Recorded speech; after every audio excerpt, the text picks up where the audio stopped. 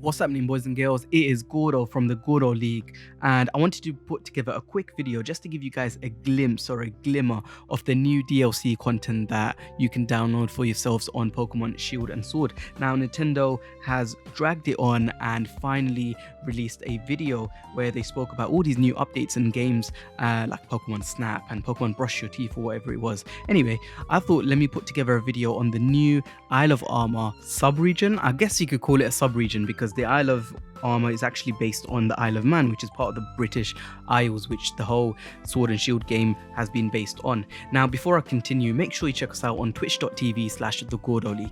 And in this video, you're going to see a ton of new Pokemon that I'm going to try and capture, as well as me exploring the place, checking out the Gigantamax and Dynamax Pokemon, as well as a bunch of different items that you'll be able to find around this region. Now, one thing about this whole DLC that I was slightly kind of curious about was how it would transition into or from the main game itself, but it seems like as long as you're in the wild area in Sword and Shield, you'll be able to access the DLC. So even though we or most people might have already finished the game and have got many Pokemon on level hundreds and stuff, I thought let me not take all these strong Pokemon into a new region, because I would on the one hand not be able to catch many Pokemon because the moves would actually just kill them straight away. So I went in there with simply my starter Pokemon Inteleon and a Alolan Raichu.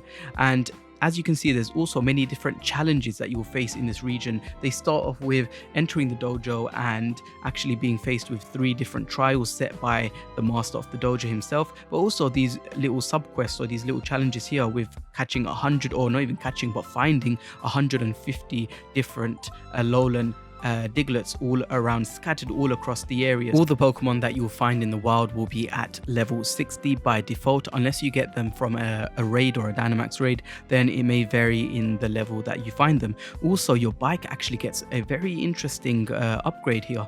You can choose between 2 different upgrades. I chose Glistening Black, and now as you can see on screen, there is a custom kind of visual effect that the bike will give off, which I guess is pretty cool. And as you can see from the earlier clips as well, there's a return of a lot of the old Pokemon, especially from the Kanto region, which is always heartwarming for someone like myself who started off playing Pokemon with Pokemon Blue. Here we have Poliwrath coming back into the scene, and I'm looking forward to actually seeing how many other Pokemon that I'll be able to recognize from the previous generations. And interestingly, Nintendo has actually also released a challenge for everyone between the 17th and the 28th of June.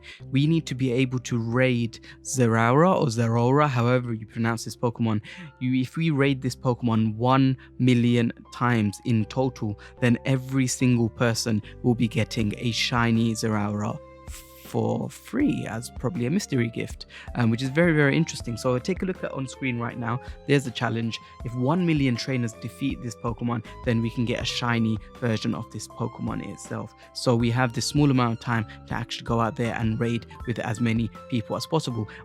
The DLC also comes with a very interesting storyline, having been picked up from the station by your new rival, who, let's just say, is a bit of a schemer, and it makes for great humor, but also very interesting beginning of a story that we will, I guess, venture into. On screen right now, you can see the scene where you enter the dojo for the first time.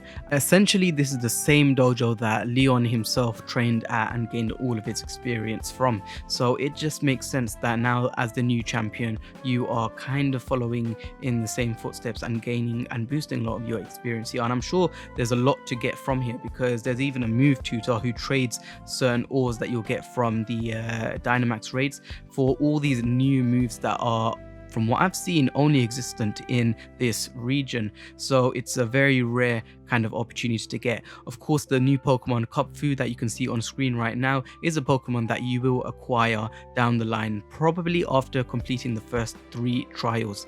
And not only that, but you also gain a new starter Pokemon, whether that is Bulbasaur or Squirtle, to pick from. These are your Gigantamax Pokemon that will be journeying alongside with you.